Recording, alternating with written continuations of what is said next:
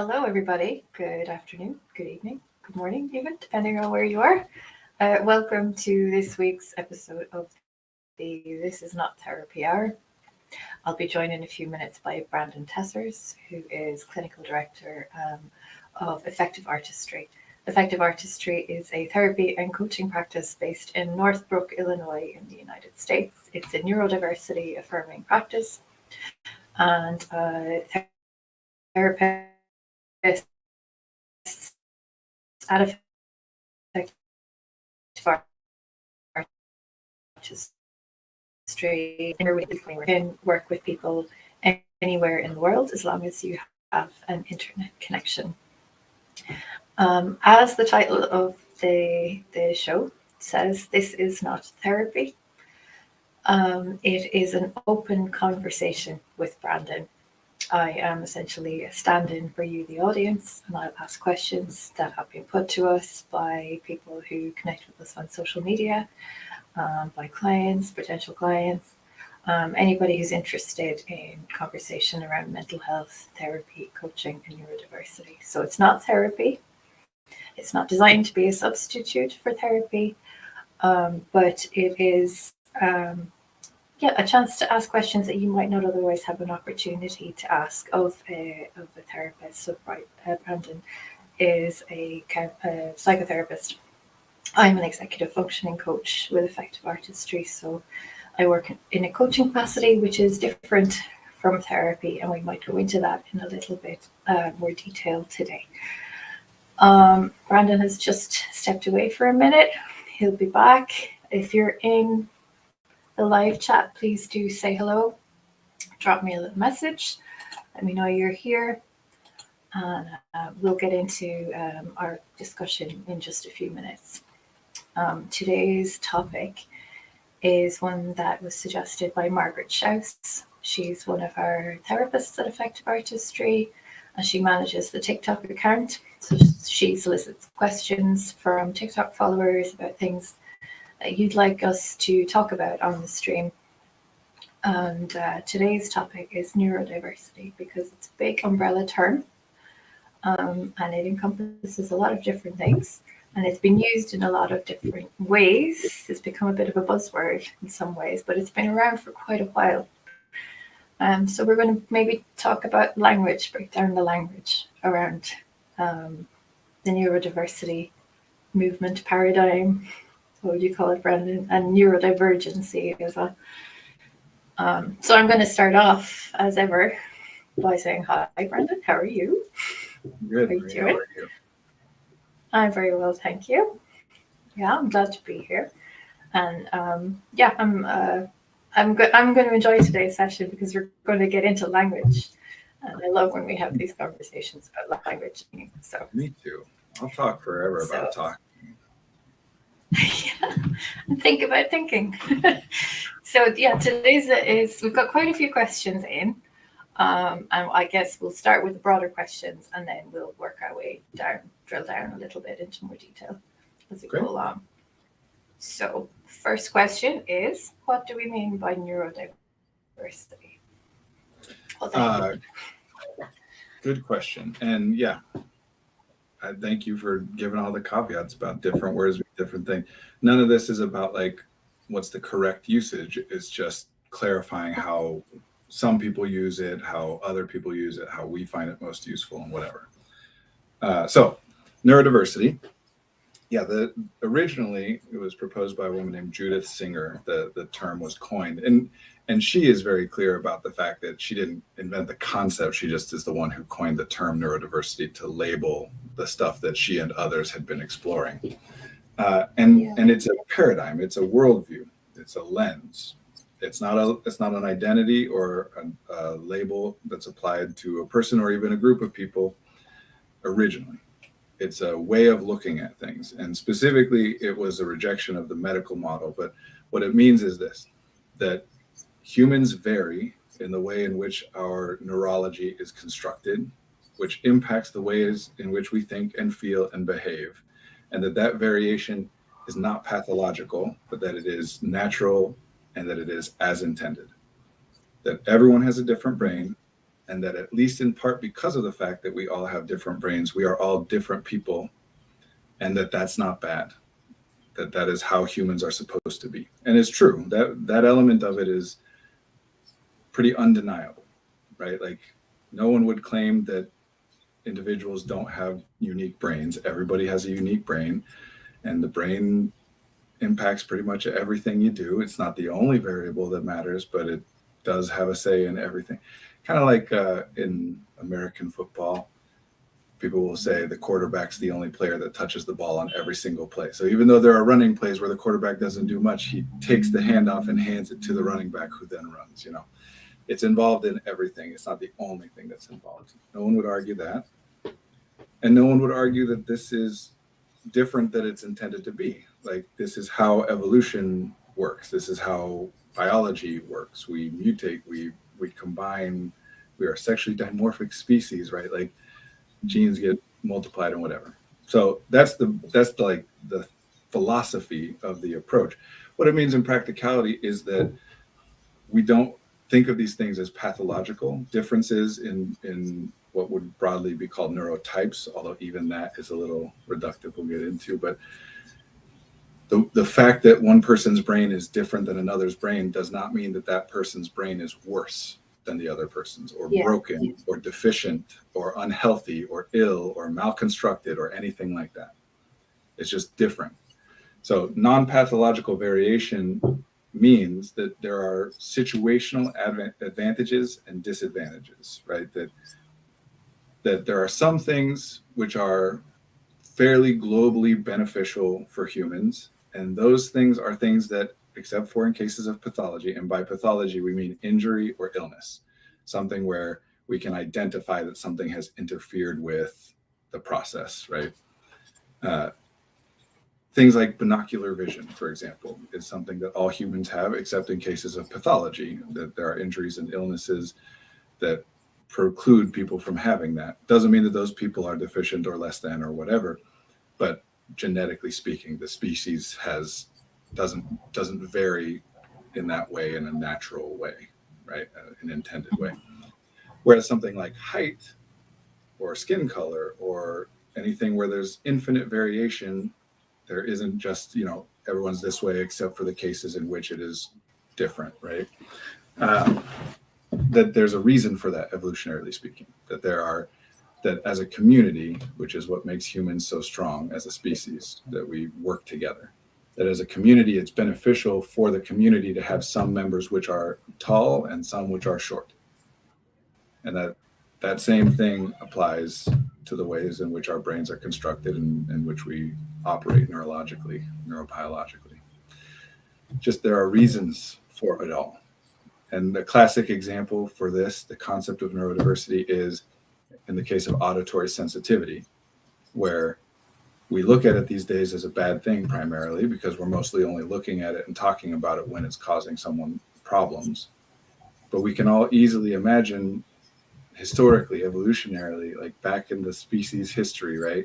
We can imagine how it would be beneficial to a group of humans to have one or two humans whose hearing is so sensitive that they can hear predators coming from 3 times farther away than everybody else, even if the flip side of that is that their hearing is so sensitive that it makes it difficult for them to do the mundane day-to-day tasks of hunting and gathering or whatever that most of the group is doing. That it's a good trade-off for the group to have some people who don't do that and do something else more specialized instead. So that's what neurodiversity means originally. It's just a way of looking at the variation. We'll come back to sensitivities, I think. Yeah. Yeah. Sorry for No, I think we have a bit of a lag. So if I'm accidentally talking over you or something, let me know, because I think we're just off sync a little bit. And I don't know if you want to take us through like the different, neurodivergence and whatever, or do you want me to just talk about like some of the other ways that the concept is discussed or the word is used these days? Yeah. I guess I think it's worth mentioning that Judy Singer is a neurologist or biologist, but is a sociologist. And so that was the approach so it's sort of a political view or a political lens through which It was we're talking. explicitly political. That's all it was intended to be originally. It was a political term, and it's morphed. Yeah. And it really and in useful ways, right? Because I'm sorry, we're so off sync, so I keep thinking that you're pausing for me, and then I say something. The natural evolution of that, right, is that some people came onto the concept of neurodiversity, which was originally conceptualized primarily in the realm of like autism specifically, that they were looking at people who are identified as autistic and how they function differently, not functioning in the sense of higher or lower functioning, not evaluating, but in the sense of operating, that the mechanisms seem to take in similar data, but in different ways and produce different results, right? So naturally people come across this and say, yeah, I like this better. This is how, because I am different. I don't want to like pretend like I'm not and say, oh, I'm the same as everybody else. I am different, but I also don't feel like it's an illness or a deficiency or whatever. So there's comfort in this idea, the neurodiversity label for individuals. And then what do we do? Because we can't refer to ourselves as neurodiverse, although people do that these days, but just so that everybody knows, technically, grammatically speaking, it is fine, obviously, for a person to use the term neurodiverse to refer to an individual. But grammatically speaking, diverse and diversity refers to variation within a group, not a particular individual. Grammatically speaking, that would be divergence, right? That the extent to which, or the particular ways in which one person diverges from the norm is divergence. So that's where the neurodivergence piece comes in. And yes, people wanted a way to be able to say, to acknowledge their differences without using medical model terms. And, so then it became an identity label, a way for people to say, I am neurodivergent or neurodiverse, which is also fine. And as an evolution of that, then we come up with this concept of neurotypical, right? That neurotypical then encompasses all those who are not identified or who do not identify themselves as neurodivergent. But something I think that's very important here.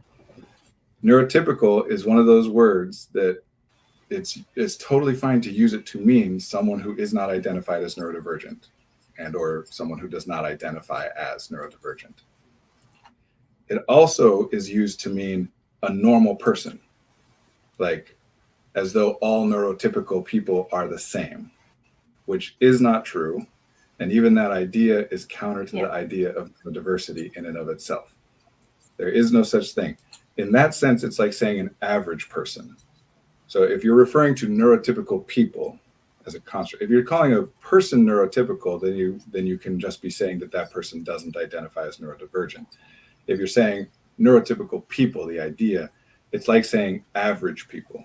It's a useful construct to be able to say like the average person X, Y, or Z, because we want to know what the average is in order to be able to distinguish variation in different ways.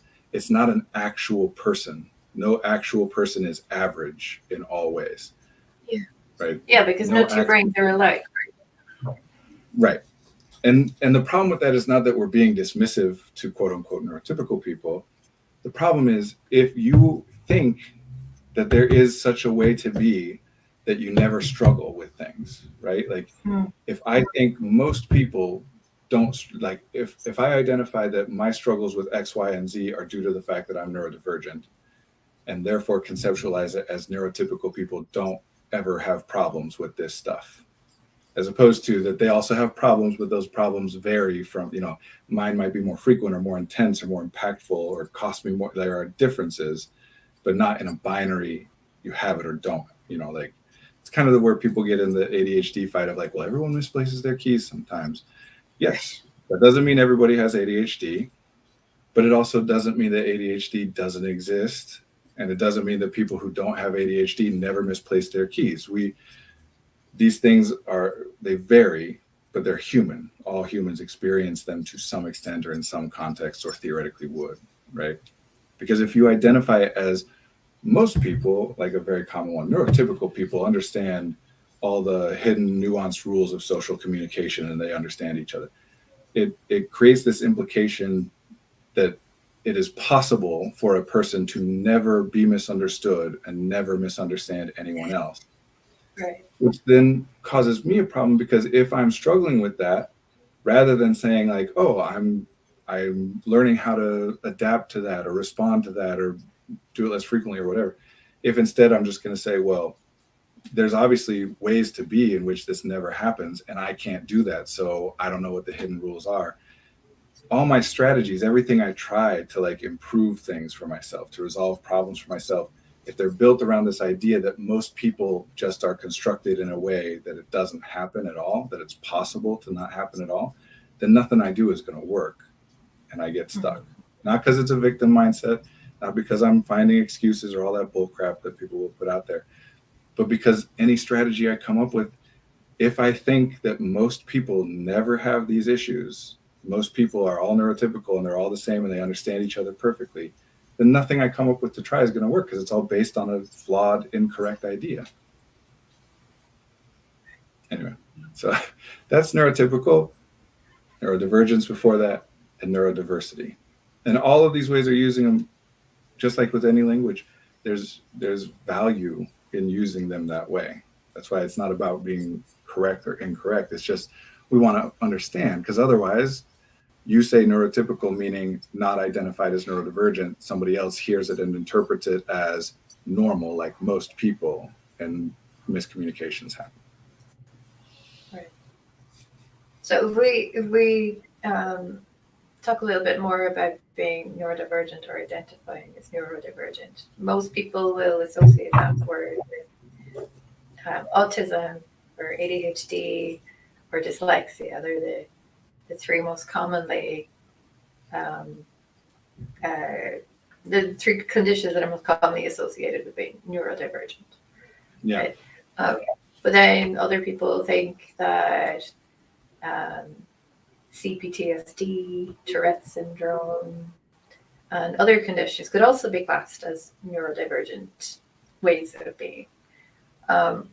So it's a big umbrella, being like, or the word neurodivergent covers a lot. So is there any like consensus? That was the question. Is there any consensus within psychiatry or psychology as to what counts as neurodivergent? No, primarily because neurodivergent is neither a psychological nor a psychiatric term. It's a political one. So it has no role. So psychiatry, for example, is a medical system. A psychiatrist can still theoretically be neurodiversity affirming, right? They can still follow the neurodiversity kind of paradigm, but the system of psychiatry is not constructed for neurodiversity. Psychiatry is a medical system. It involves medical diagnosis and then medical intervention, right? Which is part of the reason psychiatry is this really weird kind of in-between field that's got its foundations in medicine, but it's trying to work on problems which are not medical. Doesn't mean that medical, like that biology and organic things don't impact it or that those things aren't helpful. Both of those are obviously true, right? Like people take medication and it helps with psychiatric distress. It helps with psychological distress, behavioral distress, whatever. That stuff, it doesn't always work. It's not guaranteed to work, but it can be very helpful. It doesn't detract from that. But it's a whole different paradigm. So neurodivergence has no official role in that because that's not something you can identify in that model, right? Like think of neurodivergent kind of like the umbrella term queer or LGBTQIA2+, right? That it's an umbrella term. Do people debate over what things qualify under that umbrella term? Absolutely. And does it really matter? Not really. You know, like, yeah, is it in any way constructive to have that debate? I mean, I think there's value in anything people are doing. Yeah. But I think there are things that are maybe valuable for individuals who are doing it, but not necessarily valuable for the community at large or the human population at large. And so I don't want it to seem like people are doing something wrong, especially because many neurodivergent people are very big on wanting to categorize things in clearly defined ways. So there's going to be of course, there's going to be a lot of debate about what counts and what doesn't count. But that is very similar to people having debates about what counts as being gay or what counts as being trans or not. What we're debating is the language, not the person's experience. And people get that mixed up all the time. People think that their debates, their understandings of the language and how it's used means that they can say something about somebody else's experience with more accuracy than that person can say themselves. That's just not true. So yes, I could say, I don't personally, I'll get to that in a second, but I could say, no, I don't think X counts as a neurodivergent thing. But it's not right or wrong. It's just my opinion. Someone else can say they think it does count, and their opinion matters just as much as mine does, which is to say, like, in my life, it doesn't need to matter what their opinion is, and mine matters a lot. And in their life, mine might not, and theirs matters a lot.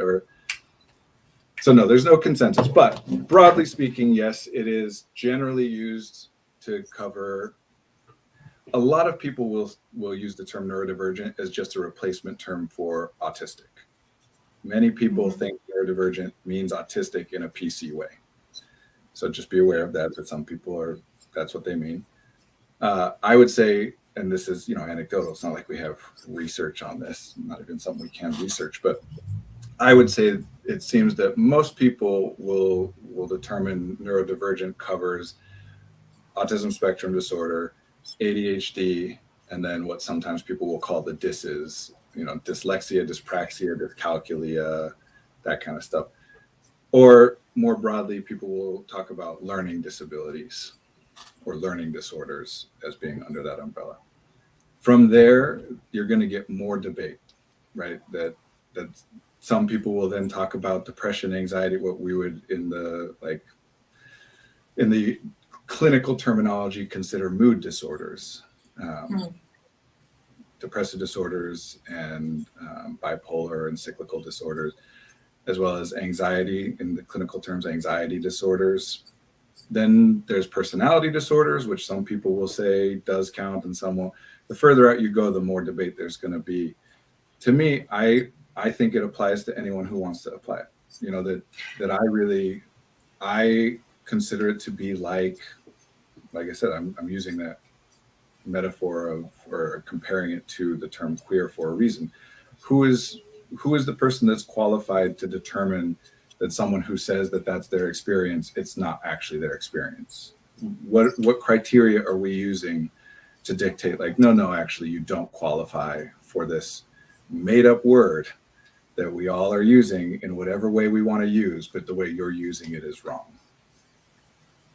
I think it's gatekeeping, and broadly for an individual, I want to be clear, same with autistic or ADHD, there are reasons it's valuable for an individual person to identify, no, I am not, this isn't like a personality disorder, it's a different category, and it can be useful to them.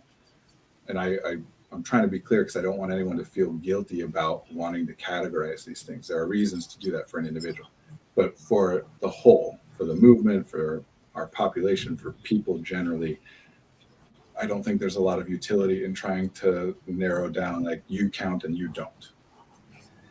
Primarily so because if it's helpful for you to identify as neurodivergent, then if it feels right to you, then it's right. Yeah. It's like if you feel as though you're trans, who's gonna what criteria is there for anybody to say that you're not, right? Like it's based on how you feel. It's a label that has to do with how you think and how you feel and how you behave. Who's going to say differently? Two of those things are things other people can't even know. Only behavior can actually be observed by anybody else. So I don't think there's a lot of utility in that in general. And it weakens the idea because that's medical model. Being officially diagnosed, that's medical model. The idea that ADHD, for example, to take one example, is an organic condition, that's the medical model. The idea that it is a binary condition, that you have it or you do not have it, that's medical model. That's not how any of this actually works. They're disorders. They are diagnosed by the symptomatic expression. If you experience the symptoms listed in the DSM, then you qualify for an official clinical diagnosis. And there's no secret test that can do that. And just to be clear, I'm picking ADHD for a reason, that when you go get a neuropsychological evaluation, which is a process many people go through to get an official diagnosis, there are others, but that's a common one. They'll give you a bunch of tests. They'll give you working memory tests and IQ tests and all these different things, tests of attention, and et cetera. In the DSM, which is the book which lists what ADHD is, if they revised the DSM and removed ADHD from it, ADHD would no longer officially be a thing. We would still use the language and talk about it. But for example, in the DSM-4, we're on the DSM-5 right now. In the DSM-4, there was a condition called Asperger's syndrome. In the DSM-5, that condition was eliminated, and that group of people was rolled up into what is now called autism spectrum disorder. So if you ever say something like Asperger's is not a thing anymore, Asperger's doesn't exist anymore, then what you're saying is you're acknowledging that the DSM is the official book that makes these things official. If it's not in there, it doesn't exist, right?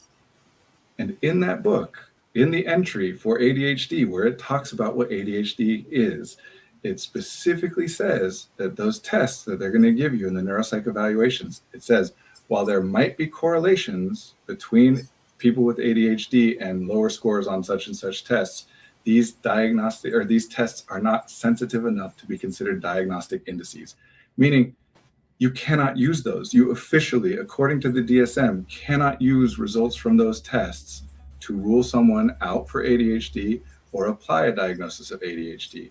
People do it anyway because everyone's still following the medical model. Mm-hmm. So if you claim to be somebody who cares greatly about neurodiversity, and then you get into a bunch of debates about who officially counts and doesn't, that's not neurodiversity. That's the medical model.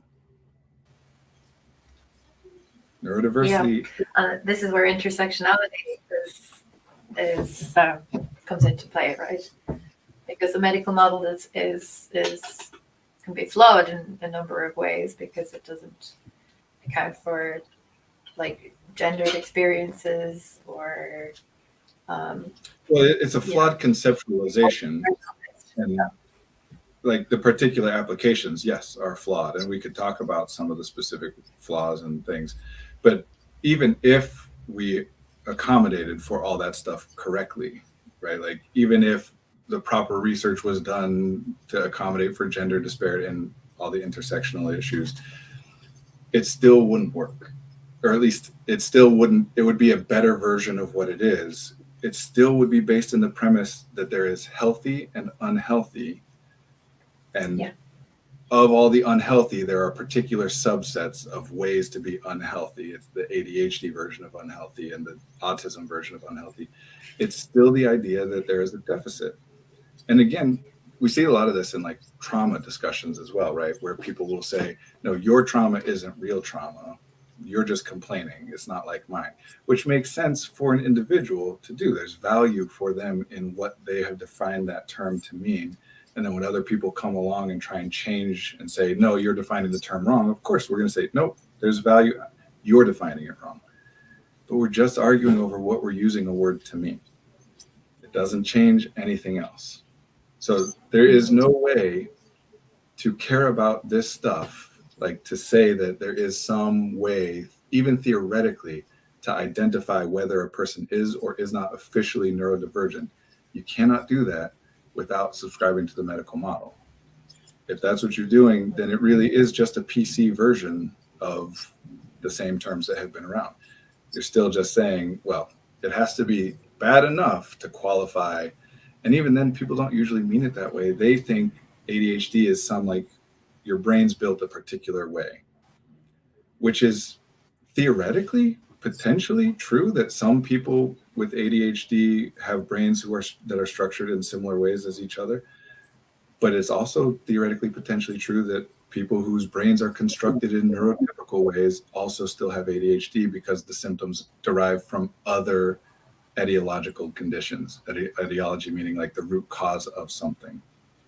Like, for example, There is a massive correlation between sleep disorders and ADHD. It is entirely possible that for some people, the experience of ADHD is linked to the fact that their sleep has never been good and never could be good. That something about the way they sleep is what causes the issue.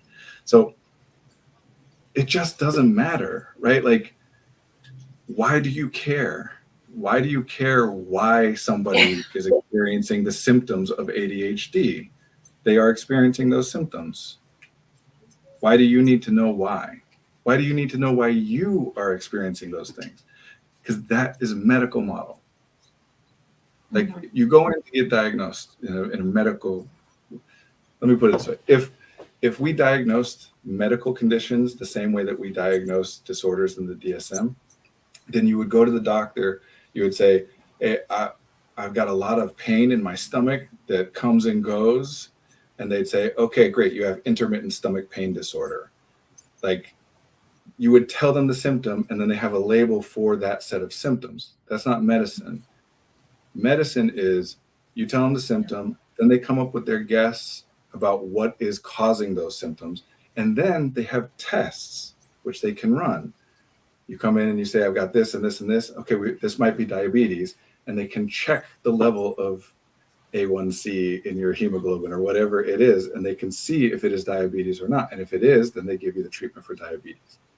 And if it isn't, they come up with their next guess of what it might be and run another test. This is not that. We don't have tests. We cannot look at something in your blood. We cannot look at something in your brain. It's not even a technological limitation. Even if we put you in an MRI machine, there are no biomarkers for any of these conditions. There are correlations, but correlation is not causation. And no matter what correlation you're looking at, there are many, many exceptions, right? So there isn't something we can look at to rule it in or out. So if you're talking about it that way, you are talking medical model, period. And it's getting in your way probably too, because it means that you are identifying the source of all your distress as being in your individual biology.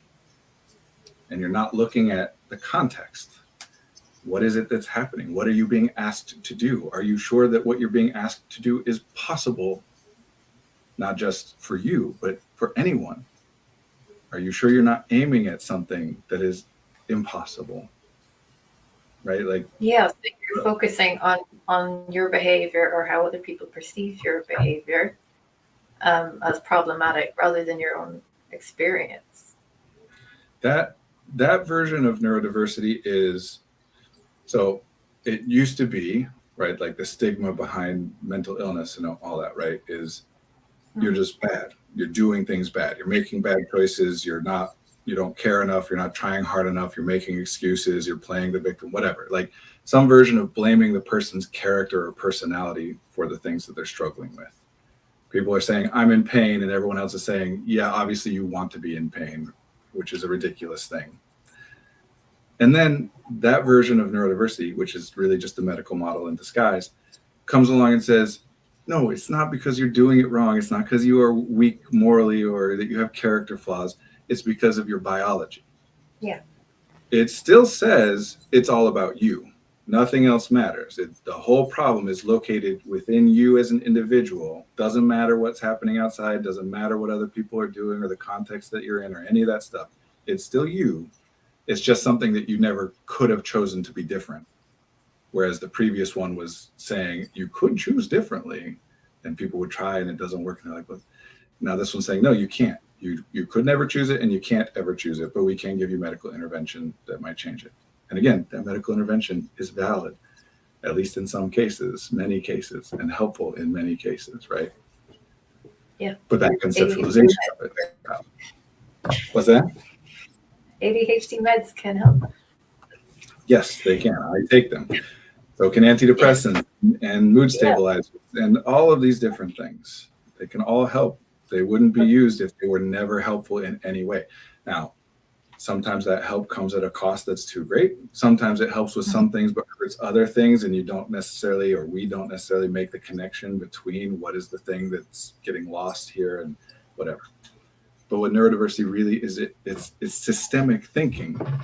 It's saying, right, that at first it's I'm bad because I'm doing it wrong. Then it's I'm bad because of my biology. Neurodiversity is not denying that there's such a thing as disability. Of course there is. It's just being more specific instead of saying I'm bad and then going on to the why, which is a medical thing, because you want to know the why, because that's what you treat. You don't treat the symptoms, you treat the cause in medicine. Yeah. But neurodiversity then changes it to I'm bad at some specific thing in some specific context. Not I am dumb, but I struggle to get information from reading, right? Like specifics that can still be true, but just get away from this overgeneralization bullcrap. And so the next question, the next question was, why is it important to recognize neurodiversity? But I think you just answered that. Well, that's true for the individual. For you as an individual person, just know, like, a very, very, very common example of how this all gets messed up, right, is people think that kids should do their homework right after getting home from school. That's the way you're supposed to do it. And if you say why, everyone will say the exact same answer. Because look, if you're listening to this or watching this and I say, why is it good for a kid to do their homework right after school? Your immediate response, guaranteed, is because then you get it out of the way. Then it's done and you don't have to worry about it for the rest of the day. As though that is a legitimate answer for anything. Like, why not eat dinner first thing in the morning and just get it out of the way? So you don't have to worry about it later on. Things happen in times that they happen for reasons. You can't just move them. So people say that. Everybody says that. Everybody believes it's true. And nobody does it well. Nobody. Mm-hmm. If you force yourself to do it, then it's miserable. And it still would be beneficial for you, at least in some ways, to do it later. If you try and force your kids to do it, it may just result in fights. Most people I work with, most people I know, and I'm not just talking people with diagnosed ADHD or who consider themselves neurodivergent. I'm talking good students, hard workers, the kinds of people who would think of themselves as a very normal, just hard work, and I'm not super smart, but I do the work kind of people. They also don't really do it. Because of course not, because the brain is a physical object. It is a physical system. And would anybody ever say, okay, you've got to run a marathon, and then you also have to, by the end of the week, run 2 more miles. So as soon as you get home from the marathon, run those 2 extra miles right away just to get them out of the way so you don't have to worry about doing it later. Nobody would say that. Because the systems that you use to run the marathon are the same systems you use to run the 2 miles. And the way that physical systems work is they get damaged and depleted with use and they recover with rest. So it is a universal thing that it would be better for you if you are utilizing your brain at school, which you're theoretically supposed to be in that kind of cognitive, academic, intellectual way, right? If you're not, then this is a different set of things going on, either about your school or you or the way in which the two interact. But theoretically, your classes are supposed to be challenging you in that way. And then you get home and your homework is also supposed to challenge you in that way. Why would we not say take a rest?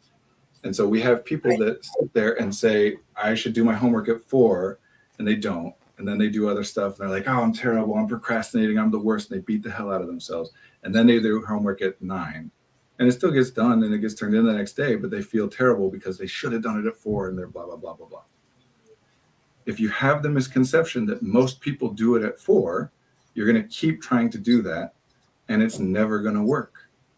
That's why I'm trying to clarify all this for utility, not to make you feel better, although I want everyone to feel better. Just if you think that's the solution and you keep trying it, you'll keep failing. And if you follow the medical model, even the medical model with neurodiversity labels slapped on top of it, you're just going to say, that is the right way to do it, but I can't do it that way because of my biology. And instead of ever saying, well, even if that's the way that other people do it, who cares? What's the way that might work for me to do it? And in this particular case, it's not a way anybody does it.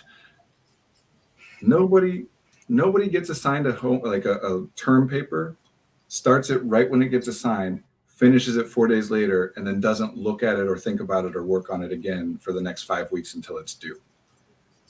You get assigned a big research paper, you work on it from when you start it until it's due. So starting earlier just means working on it more. And there's reasons to do that sometimes. but nobody gets it done early. That's not a thing. So I hit this over and over because I do think that version, which is just a medical model with neurodiversity labels slapped on top of it to make it sound PC, is very prevalent. Yes. And there's value in it. I'm not trying to take anything away from somebody who's saying, no, I can't do this because I have ADHD. Cool. That's accurate. It just means that there are other things to look at potentially changing besides you.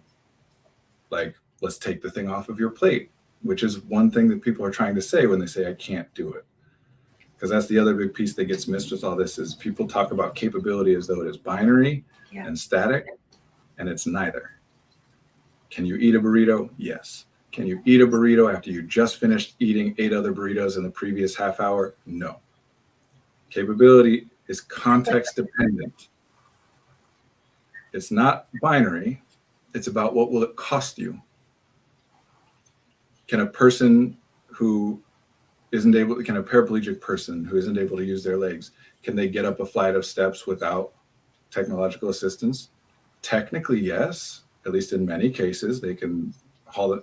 Does that mean that it's as easy, the same cost as someone whose legs work in the way that most people's legs work? No. So capability isn't binary. It's about cost, not can you, but what will it cost you to? And it isn't static. That cost changes for an individual from one context to the next. And that other version of neurodiversity is still based on the idea that capability is static and binary. It's neither. A lot of this, man, I'm getting off. Go ahead. Reshift me because I was going to go on to something. And... Oh, well, sorry for interrupting again. It really is the static. I keep pausing, and then because of the delay, I think you're waiting for me to say more, so I start to say more. Well, talk a little bit about what it means to be a neurodiversity-affirming coach or therapist. Like, what's different about effective artistry and versus other practices? So there's a term in therapy broadly. It comes from Carl Rogers, who is kind of considered the founder of counseling.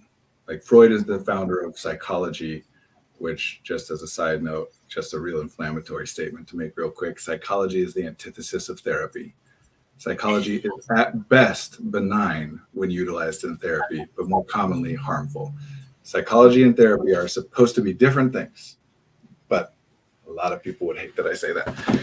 We could talk about that some other time. Anyway, Carl Rogers was like the founder of counseling, of like one-on-one, I'm going to try and help somebody, psychology, psychoanalysis, which is what Freud did. He called it psychoanalysis, is about analyzing somebody. And with the hope that in analyzing them, you're able to give them some insight that unlocks some ability to make some changes in their life. Counseling is about working with somebody to help them address the things that are causing them problems, right? To grow and develop. Is this what's called person-centered counseling? Mm-hmm. So Rogerian therapy, Carl Rogers, called client-focused, client-centered, person-focused. All those are just more or less different variations on the same term, or just Rogerian therapy. He has this list that he calls the necessary and sufficient therapeutic elements of change, meaning if you must have all of these things for there to be some therapeutic work done. And if you have all of these things, it doesn't matter what else you have or don't have. This is enough to make sure that there will be therapeutic work done. One of those things is a term called unconditional positive regard. It's a long walk to get to the point, because unconditional positive regard is a lot of what it means to be neurodiversity affirming. And both of them are terms that are misunderstood. Unconditional positive regard sounds like no matter what, unconditional. No, there are no conditions on my regard for you being positive. I regard you positively. And so that's true. And you say that, and then everybody's first response is, for some reason, what if I kill a baby? Are you still regarding me positively? Now, what unconditional positive regard means is not I will approve of anything you do. I will like anything you do. You don't like anything you do. Why would I have to like everything you like? I'm supposed to disagree with you and say, no, actually, it's good. That's toxic positivity, which is very common in the therapy industry, where a lot of therapists are just trying to make people feel better about all the crap that happens in their life, not explore potentially changing any of it, which we want both, to be clear. Feeling better is good. Yeah. Coping is good. Coping better is good. Preventing is even better than coping. Let's make it so you don't have to cope with this crap all the time. If you have to, let's cope with it well, but let's try not to have to cope with it. What unconditional positive regard really is supposed to mean is, I am going to assume that if something you say sounds wrong, sounds bad, sounds off to me, I'm going to assume that I'm missing something, not that it is bad or wrong or off, right? That's a lot of what neurodiversity affirming therapy means to me. And to be clear, this is not a defined, like, anybody who says they're neurodiverse, you can say it. You can also, just so you know, because a lot of people don't know this, there are no rules about what people can claim to specialize in. That's not a thing that involves a certification process or training. Any therapist can claim to specialize in anything. It's just a marketing thing. There are certifications and things associated with different things, but that's all independent of, being able to claim it, right? Only licensure is legally, like, to say that you're a licensed therapist, you must actually have a license or you're breaking the law. Otherwise, there might be some professional body out there, the organization of blah, blah, blah, who doesn't want you to say that you do art therapy if you don't have their certification, and can have claim to that, but it doesn't actually stop anyone from doing it. So neurodiversity affirming means whatever it means to different people. To me, it just means something that we all know and is supposed to have been part of therapy all along, but got lost as therapy became medicalized. You are a unique individual. That's it. You are a unique individual. I don't care if you have ADHD, meaning if you do, I want to know that. I want to know any information about you. I want as much information about you as I can get in whatever way you can share it with me. It doesn't mean that you're the same as somebody else who also has ADHD. So if you tell me that you have ADHD, I don't then think, well, okay, well, people who have ADHD, X, Y, and Z, and therefore I need to apply this intervention, which is actually how most of this is done. We're even trained and tested on our ability to identify, this is the recommended treatment intervention for this diagnosis. I'll say this till I'm blue in the face. I don't know that people will really very often hear or understand or agree with what I'm saying. Analysis is the opposite of listening. If I can analyze you, if I can say you do X because of Y, that takes precedence over listening to you about what you say. To the extent that I can say you do X because of Y, and you can say, no, I don't feel Y. And I can then say, well, you're in denial because I did the analysis and you definitely feel Y, and I'm the one who knows. Yeah. We have concepts called client resistance or client ambivalence, which just mean I'm telling them all the right things to do and they're not doing it. That's why it's not working. It couldn't possibly be because the things I'm saying to them aren't the things that are going to help them. It's just they're not doing it. They're being resistant. Or they subconsciously want to fail, or all that bull crap that I hate. Neurodiversity affirming means you are a unique individual. Literally, I and some others together who are exploring this kind of stuff together are trying to kind of come up with our tenets. And mine, the first and most important tenet of being neurodiversity affirming is no other way of knowing or discussing a client's experiences or a person's experiences supersedes that person's self-report. No other way. No test, no analysis, no label, nothing If a person says they're sad, they are sad. I don't care if I could say, no, I think they're really hurt or what. No. If I think maybe they're using the word sad to mean what I would mean by hurt, then we can explore that and talk about language and what we mean. But I don't get to overrule a client. What you say is the truth, even if you're lying, by the way, because how am I supposed to know if you're lying or not? As soon as I open that up and then I can just say anything that you're saying that I disagree with is a lie. No. If you're lying to me, you have that right. You're allowed to lie to me.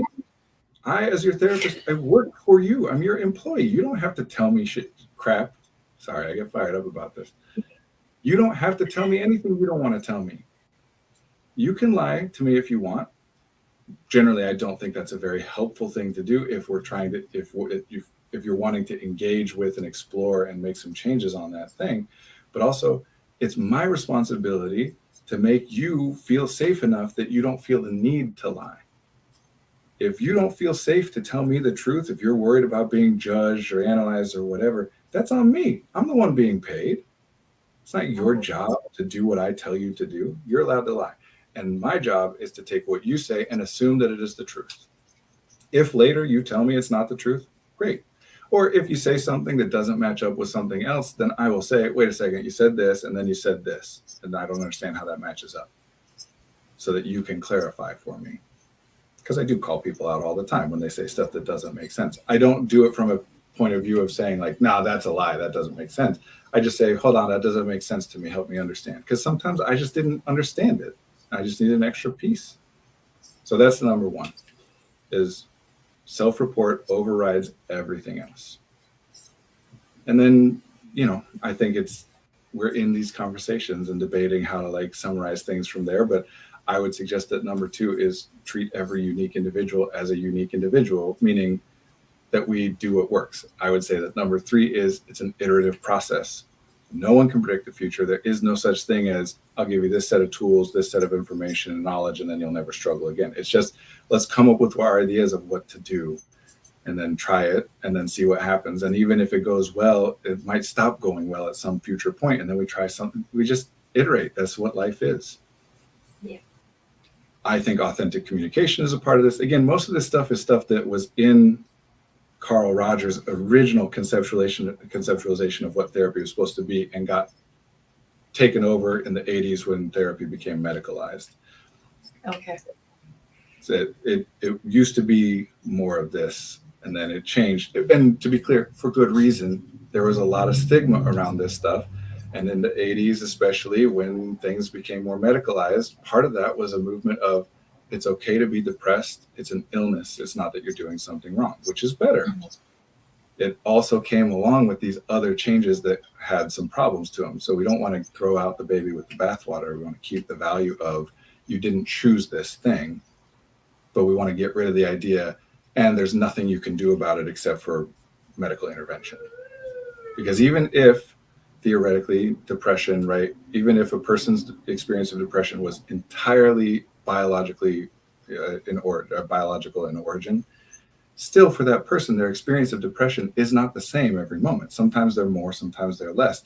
So other variables still matter in terms of how it actually feels to live like they live.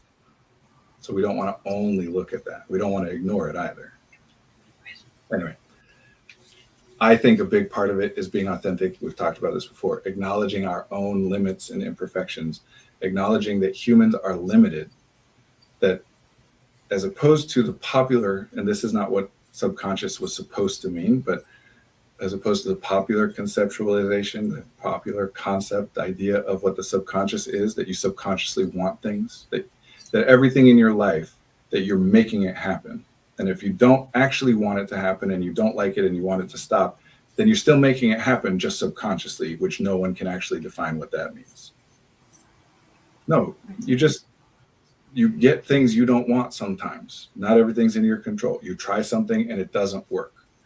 You want a healthy relationship and it doesn't go the way that you would describe it as healthy. We can call it self-sabotage, and there's utility in doing that depending on the circumstances. We talked about self-sabotage a few weeks back, right? But this idea that everything in your life is something you want, either knowingly or unknowingly. No, then that just means want is a useless concept. What's the point of saying you want? Yeah. If everything that happens is something you want. Yeah. So that's kind of Freudian, isn't it? In origin. I would say it's a misconceptualization of something Freudian. Yes. Mm-hmm.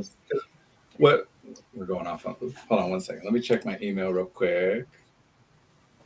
Yeah, because we were at time now. I thought there was a potential session and it looked like it was someone accidentally double booked, and it turns out that's true. So I can take some extra time because I am passionate about this stuff. I care about this stuff. But now I forgot what we were saying. What did you just ask me? The concept of wanting, like, whether you know it or not. Yeah, so that it's a conception of the Freudian idea. The whole field, so psychology and therapy, which are two different things, but psychology is the one that came first, right? Mm-hmm. By the way, this is like saying that therapy and psychology are the same thing is like saying like landscape architecture and biology are the same thing, right? Like one is an academic science, it's about the abstract, it's about large scale patterns. One is an application that in some ways draws on that science, but also draws on other sciences and other things that aren't fully researched science as well. Like, I don't care how evidence-based somebody's practice is, which it's good to have evidence. I'm not against evidence-based practice, although there are problems with that, because if the implication then is that anything which isn't quote unquote evidence-based is therefore bad, well, some things that are self-evidently or at least anecdotally helpful for people cannot be researched in a way that we can claim that they're evidence-based. But anyway, even if your entire practice, you only did things that were evidence-based, doesn't it still rely on your ability to read and understand what someone is saying to you, which is not a science, right? Anyway, so the field of psychology is really just an attempt to answer, why do people do what they do? And the first and most obvious answer to that question is because they want to, right? Like, we all know, we have experiences of times where I'm like, I want to drink some water, and then I drink some water. So it's self-evident that sometimes what we do is what we want to do. We all also have times where we do things that we did not want, where either in hindsight, we're like, whoa, I did not know it was going to go that way. Or a lot of times it's patterns of things, right? That we do something and it results in something we don't like, and we try to stop it, but we do it again anyway. So the field of psychology is primarily focused on the idea of, okay, there's conscious intention and then there's behavior. And those things don't always match up. So why not? Like, if somebody wants to do a thing, that's easy. I mean, we could theorize about why somebody wants to do it or whatever, but it's easy to understand why they do it, because they wanted to do it. But when somebody does something that they didn't want to do, what's going on there? Like, it's a fascinating, inherent question about being human. And so it's all different ways of explaining that. So subconscious, what it meant, what Freud was talking about, is just saying that there are things that happen in our brain which we are not aware of, not conscious of, that impact what happens to us. And that is true. I think the fact that we call it subconscious is problematic, because the language, calling it sub instead of, for example, non-conscious, implies to people either that it is sneaky, it's like under the surface and it's hidden, which is what most people, I think, mean when they say subconscious, or that it is subordinate to, less than, that consciousness is the good stuff and subconsciousness is like the like the stuff that hasn't gone through the process to be refined into consciousness, or both. Yes. That's generally what people think it means. It's not what it means. It just means you have conscious intent, conscious thought, conscious observation, and then stuff that happens, and there is a gap in between, and we don't know what the gap is. I find it useful to talk about that in terms of executive functioning, in large part because I am trying to discuss it without talking about subconscious, because otherwise people will just say, yeah, I wanted that, sneaky. Like, literally, that way of thinking about it means I know, I can observe, I can sense, I know I want to succeed at this thing, whatever that means to me. And then I behave in some way and then I fail. And I can look back and say, of course the things I did were going to make me fail. Like, why would I do that? And then my answer to that question is because there is some secret part of me that I can't observe or interact with that wanted something different than what I knowingly wanted. And it is more powerful, and it gets to decide what I want. Like, that's giving up a lot of power, isn't it? Even if it's true, and I think it's a helpful way of thinking about it sometimes. But yeah, you're right. Even if it's true, what are you supposed to do about that? Yeah. You learn, subconsciously, I fear success. Cool. And then what? Like, now you just feel better about the fact that you keep not getting what you want? or do you do something different, or do you change what you want? I mean, nobody really answers that. They'll say, well, I'm unpacking it. And nobody can really define what that means either, generally, or why that's what we're doing. It's going off. We started on neurodiversity. I'm talking about therapy and psychology. But anyway, that's what subconscious was like. Freud's work was specifically to look at what he called neurosis. And his definition of neurosis was like experience and action which is against the best against the best interest of the self. Why would someone do something, think something, feel something that actually harms them instead of helps them, right? That was neurosis. And the thing about that definition is it's descriptive, not prescriptive, because it wasn't medical model, meaning if someone is doing something and we look at it and it seems like it's harming them, we would call it a neurosis. If later on we found out or realized that what they were doing was actually beneficial to them, then we would just say, oh, we were wrong. That wasn't a neurosis. Because it means something that is harming a person. But then the medicalization happens, and then it's about looking at something and say, it doesn't matter how it impacts the person. This is unhealthy behavior. Yeah. Which is the opposite of everything we're talking about. So I'm not as anti-Freudian as people tend to think that I am because of how I talk about all this stuff. And I'll say that even he himself, in his later years, had a lot of regret about his earlier work and how it impacted people. But that's also, what are you going to do? You say stuff, people interpret it the way they interpret it. Sometimes that's going to result in things that you don't like. Sometimes you'll like it at the time and later realize, oh, wait, no, never mind. Oh, crap. But no one's listening to me now. They're listening to me then. What am I supposed to do? What is he going to do? You try your best. He did stuff that was helpful and better than what came before. He did stuff that was harmful too. Would we rather he had done nothing at all?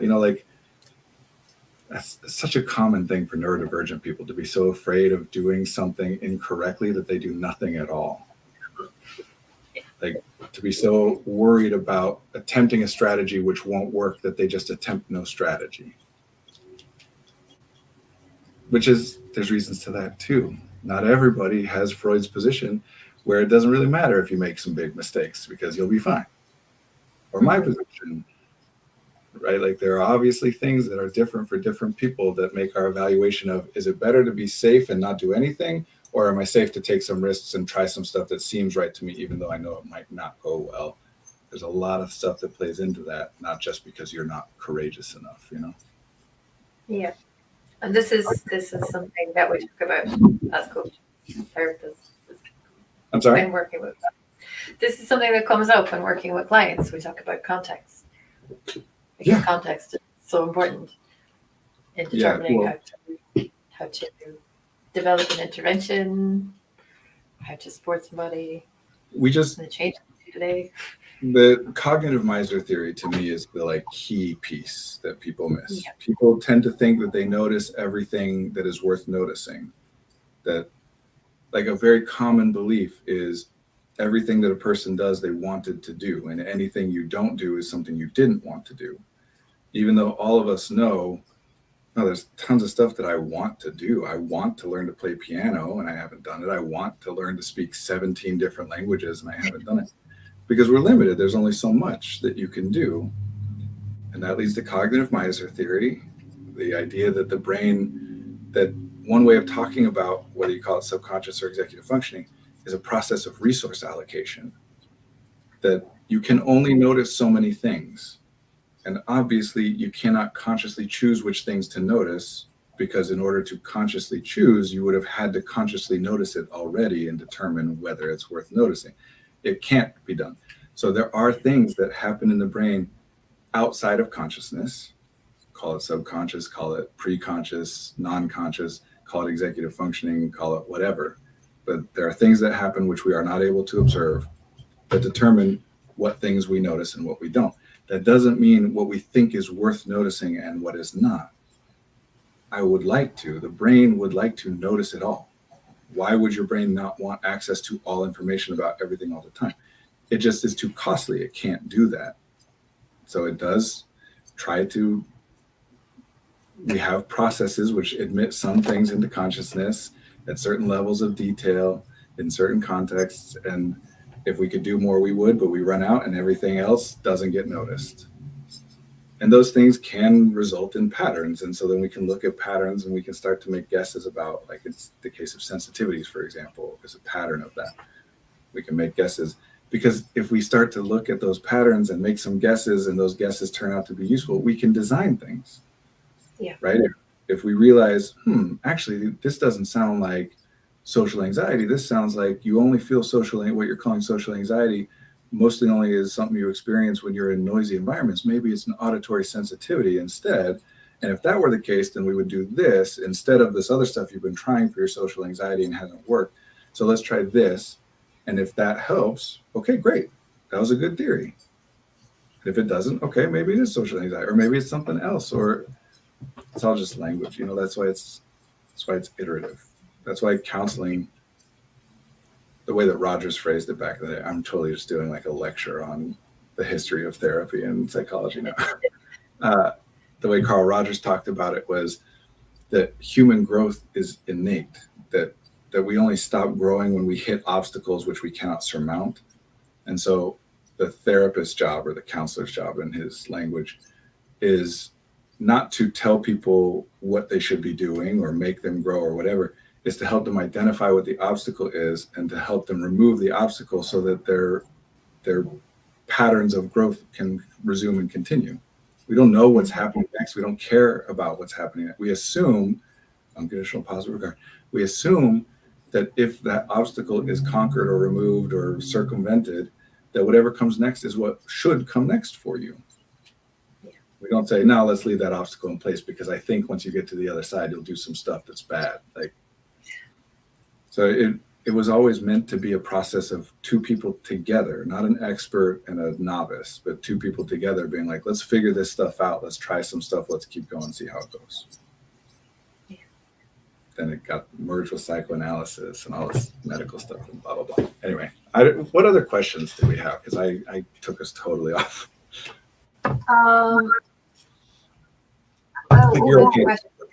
Your own identity as a neurodivergent person, how it manifests for you. I would add to that, how does it inform your practice? This is about my identity? Yeah, because everybody at Effective Artistry identifies as neurodivergent, right? I like this question.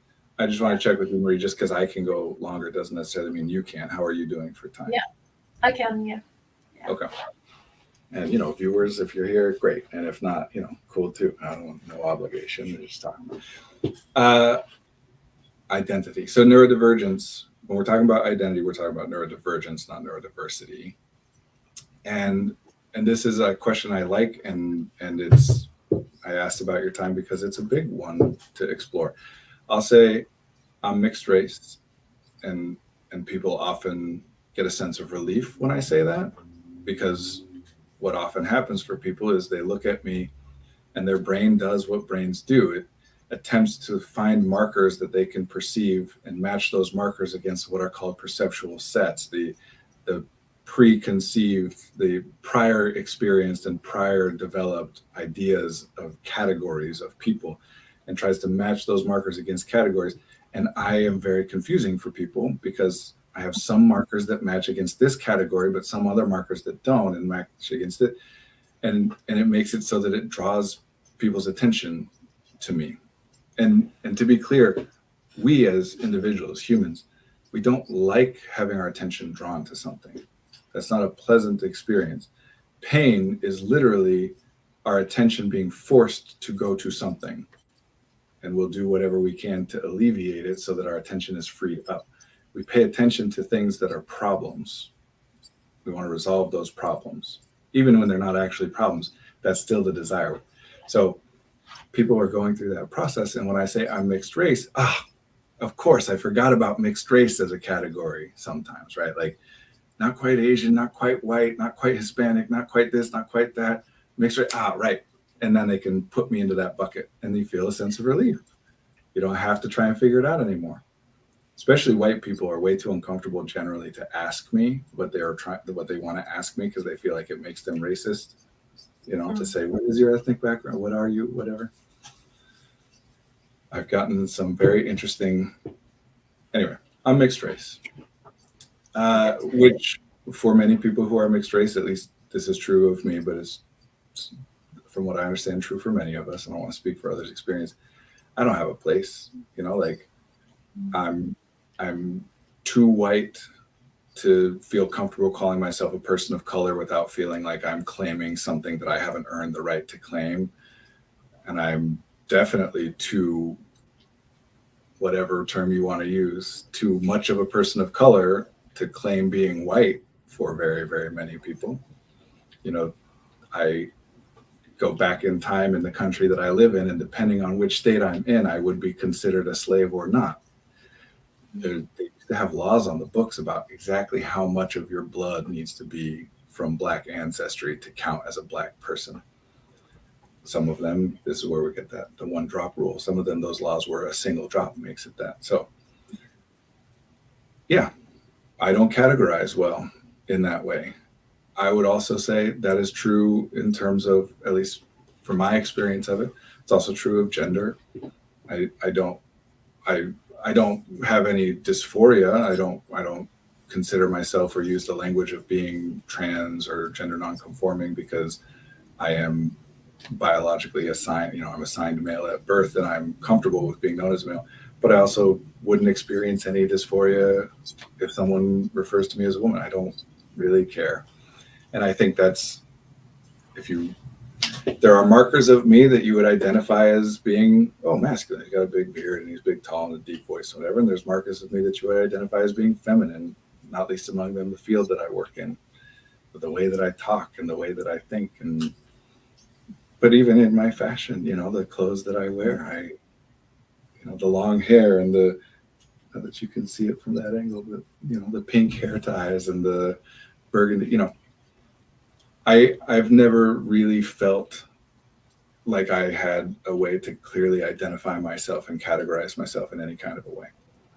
And I did very well in school. So I was identified as gifted, and people always identified and talked about me as though I was intelligent. I have a problem with that whole conceptualization, which is why I'm saying it in such a weird way instead of just saying that I'm smart. But by all the typical markers and the way that people use language generally, I'm very smart, which, as many neurodivergent people are aware, can often then equate to people dismissing your struggles. Yeah. That because I'm almost white passing, any struggles that I have associated with racial identity and racism can be easily dismissed by people. Because I am smart and did well at school, any struggles I have in the way in which my brain is different can get easily dismissed as laziness or whatever, because I am, et cetera, et cetera. Neurodiversity for me, nothing else makes any sense. I can't see a justification for any other model. Even within the realm that we're talking about, people who support neurodiversity, right? Like, who then want to specify, well, autistic or ADHD, why? What's the point of the label neurodivergent if we're then just going to list the other labels anyway? What's the extra piece that neurodivergent does for us? And to me, I started with being mixed race because to me, that's the same thing as someone saying, what are you? And I say, I'm mixed race. And they say, no, what specifically? Yeah. Like, not that I have a problem with it, and I'm happy to answer people's questions because I know it brings them relief, and I don't want people to feel uncomfortable for being curious about me and whatever, even though there's other experiences about that can be not great. But sure, I'll tell you that I'm 1/8 Chinese, among other things. What does that information do for you? In what way does that change your conceptualization of me or modify or impact the way in which you're going to interact with me, right? I'll tell you that my mom is white. She's like many white people from the western half of the United States, has indigenous blood, generations back. So technically not completely white, but for all intents and purposes, blonde hair, blue eyed, from Southern California. So I'm about half white. What does that do? What do you need that information for? So if I tell you I'm neurodivergent and then you want to know what particular kind, why? Yeah. What is the Is difference? there a hierarchy within the neurodivergent umbrella? Is there a hierarchy within the umbrella of race? It's What are you getting at? hierarchical for sure. Some people will say, well, that counts and that doesn't, or that's more important, or you have a harder time. But even if we get rid of like the power game side of it and just, well, let's look at this, for example. Emotional lability, LABI, you know, the predisposition for emotion varying both in intensity and in type very quickly. That is nowhere listed as being associated with ADHD in any of the official literature of what ADHD is. That's not a symptom of ADHD. But you, I think Marie, and many people would say that that is associated with ADHD, that it is a part of ADHD. So what are we talking about? Right? Like, Yeah. how many things are there that are typically identified as being an autistic thing? And then all these people are talking about, well, that's an ADHD thing too. And then some people are saying, no, you're ADHD. It's not an ADHD thing. It is an autism thing. You just also have autism, which, okay, fine. It's all just language though. Mm-hmm. So why do we want to categorize myself as having ADHD outside of the context in which it matters, like medical treatment, for example? I want with my doctor to be clear because that dictates what kind of medication I'm going to be taking. But interpersonally, why does it matter for me to say, well, I'm ADHD, knowing that you're then going to potentially or likely think of me in a certain way, and then I have to say, and I think ADHD means all this extra stuff. Well, then what was the point of saying ADHD? Yeah. There's all this debate about autism and ADHD is the same thing, right? And these are the two big ones that everybody talks about. Maybe they are. Maybe they are. Yeah. Maybe they're different expressions that can be linked to similar root causes. Maybe there's just a lot of overlap. Why the hell does it matter? This is why I love neurodiversity, and particularly the label neurodivergent. This is what the identity neurodivergent is to me. It's just this. If a person identifies as neurodivergent, it is because they find that label useful. That's it. Or because someone has assigned them that label, and even though they don't think it's useful, they feel like they have to continue it, which I would not want that person to have to continue to use that label. So to me, identifying as neurodivergent is that you find it useful. And the only thing, and I've said this before on this stream, the only thing that we can say universally about a person who identifies as having ADHD, or I'm sorry, as a person who identifies as being neurodivergent, is they have a concept of themselves and a concept of normal people, and that there is some significant difference between those two concepts, and that difference is at least in part of the explanation of some of the things that they experience that they don't like. It might also be, sometimes also is, a part of their explanation for things they experience that they do like. And certainly it doesn't have to be the only thing that they associate with why they experience things that they don't like. But at least some of it is. Otherwise, why would you even start exploring it in the first place? Why wouldn't you call it something else? I'm quirky, or I'm smart, or whatever. Mm-hmm. So I have that. I know I'm different. Yeah. Everybody's different. But it's not always the same. You know, like, there's utility to me in being able.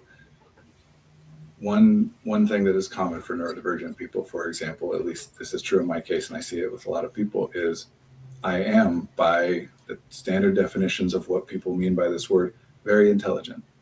I do really well on all the tests without having to try very hard, you know, that annoying guy, right?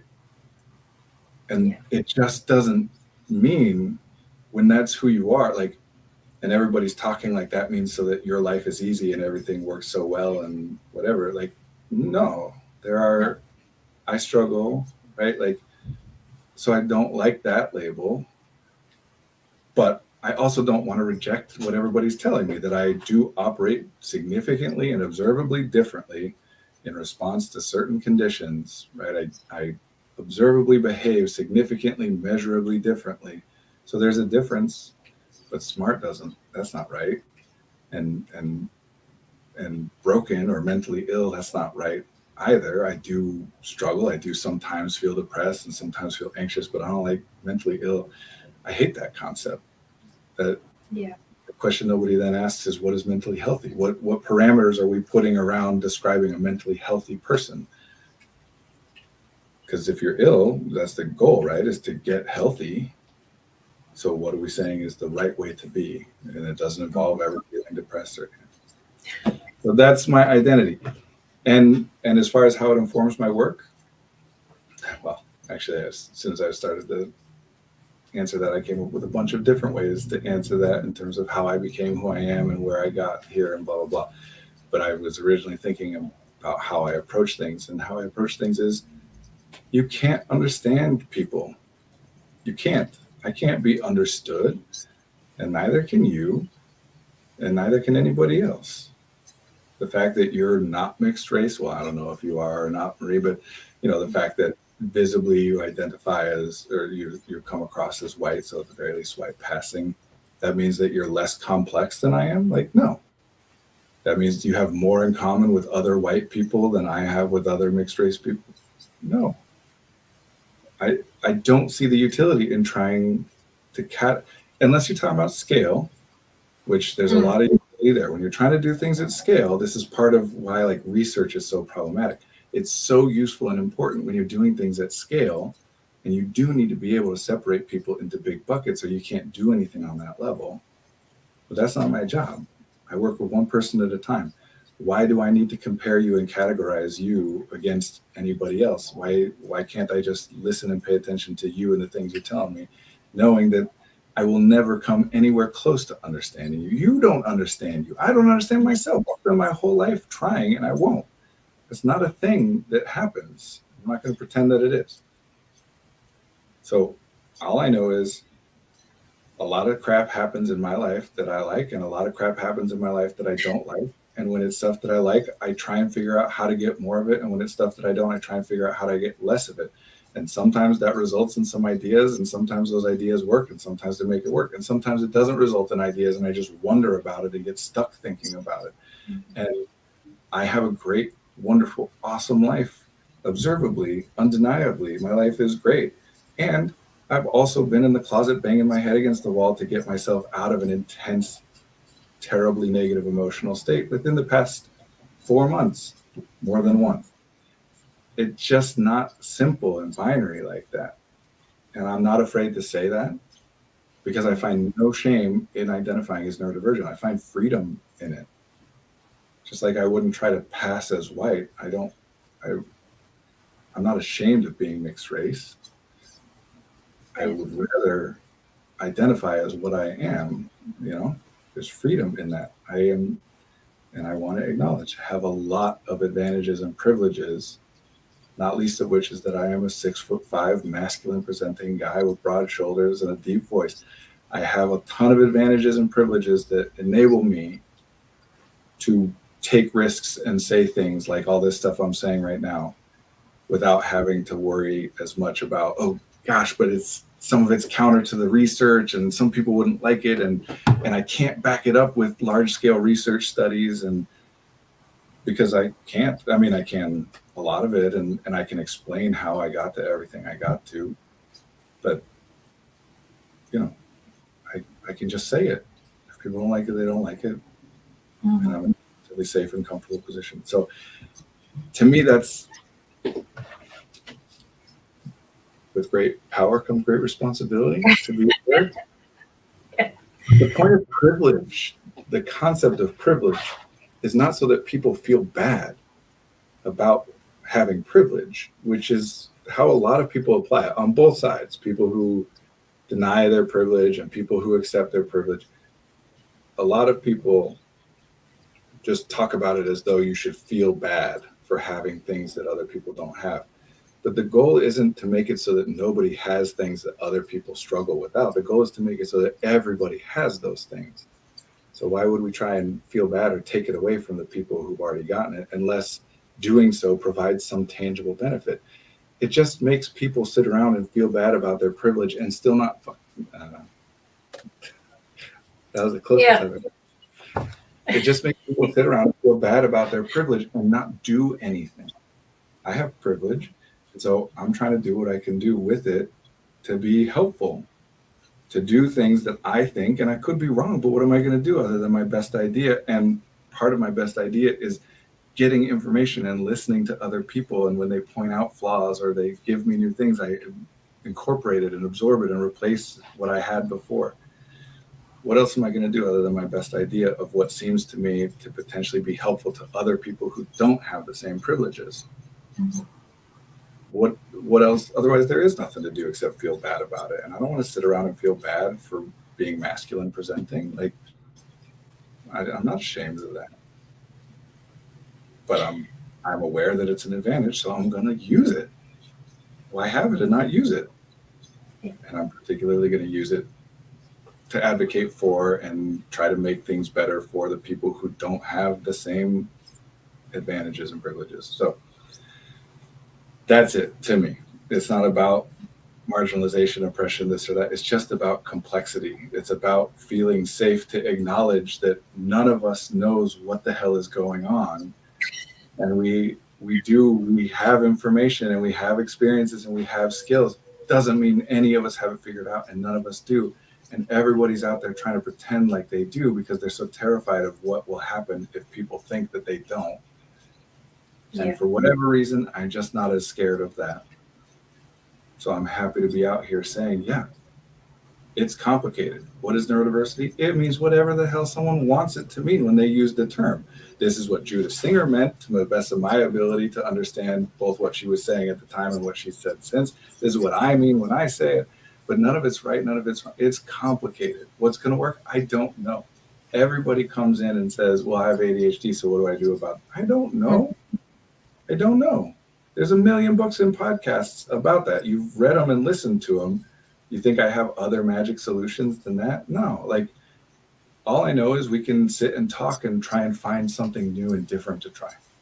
And hopefully I have some information and experience and skill that helps us, make it a higher hit rate, that might be helpful, but doesn't mean that it will. And how would we even measure that? Yeah. It's just complicated. That was one of the questions, actually. Well, you kind of answered the question, what should neurodivergent people look for in a therapist? And I would say, if I was answering that question, I'd say honesty and authenticity and the ability to say, I don't know. You should look for someone you feel safe with more than anything else. Yeah. And the best way to determine whether you can feel safe with someone or could potentially feel safe with someone is if they act as though they are safe with you in this context, not always, but in this context, in the context of you are paying a professional.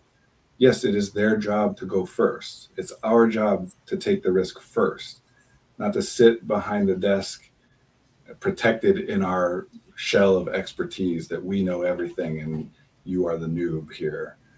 Like, that generally is not going to go well for you as a neurodivergent person. Either they'll think they know everything about you and make a bunch of suggestions, and if they work, great, it reinforces their idea and yours that they know everything and you know nothing, and all your problems are only because you're dumb and you don't know how to do it, but they do, and you need them to tell you.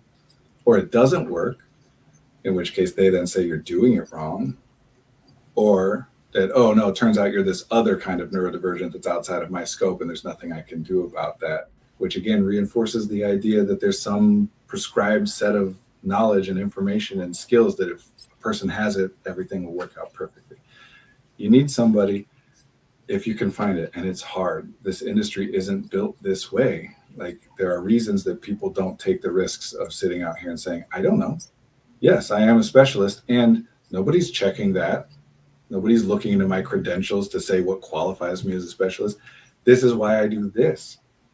Because there isn't anything else other than listen to what I'm saying. If you think it sounds interesting, then cool, it might be for you. And if it doesn't, then it's not. I'm still going to try it anyway. If you tell me, if you point out something that's wrong or limited or that could be better, I would be happy to know it and incorporate it to the best of my ability. But otherwise, I'm still going to do what's the best I can. I'm always going to be iterating. So you want somebody who is comfortable saying that they don't know and that they're going to try anyway. That's it. That's what you need as a neurodivergent person, is to acknowledge that you don't know what's going to work, what's going to happen, and you try anyway. It's not about figuring out the right answer. It's just about figuring out what's worth trying next. Exactly. Super common, like practical thing here, because I know I get so impassioned and like, vague.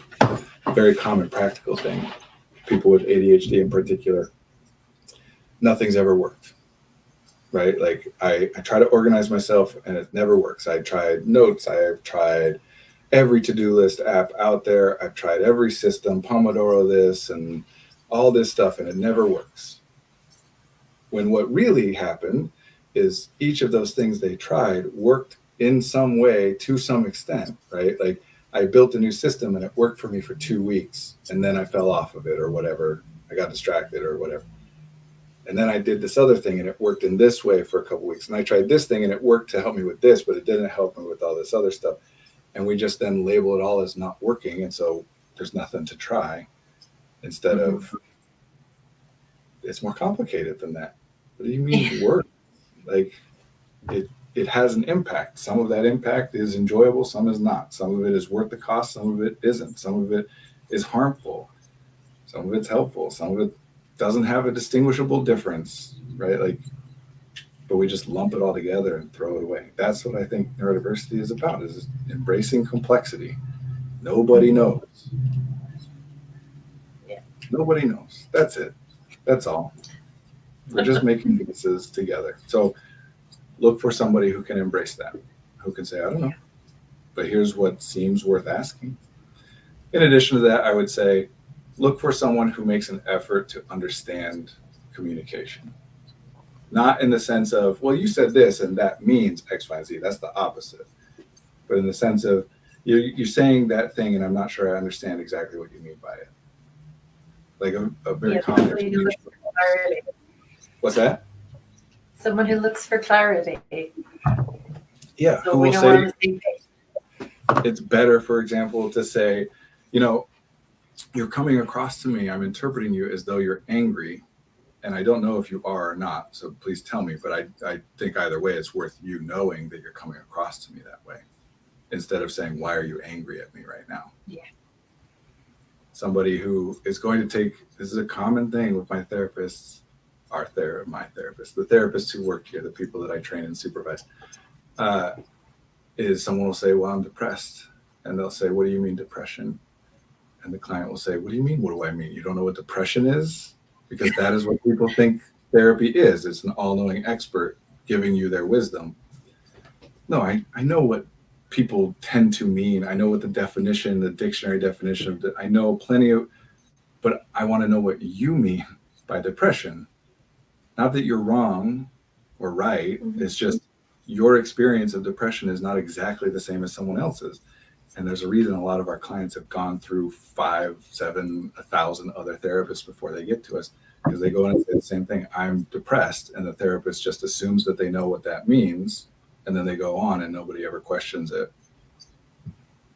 It's kind of like, I make this metaphor sometimes, that it's like if you went to a personal trainer, like someone whose job is to help you lift weights and, build muscle and whatever. And you said, I need to bench more. And they said, great. And they didn't ever ask you, like, what do you mean by that? How much more? What are you aiming to bench and why? They just say, cool, I'll help you with that. And then they do a bunch of stuff that helps you bench more. You are demonstrably, observably benching more.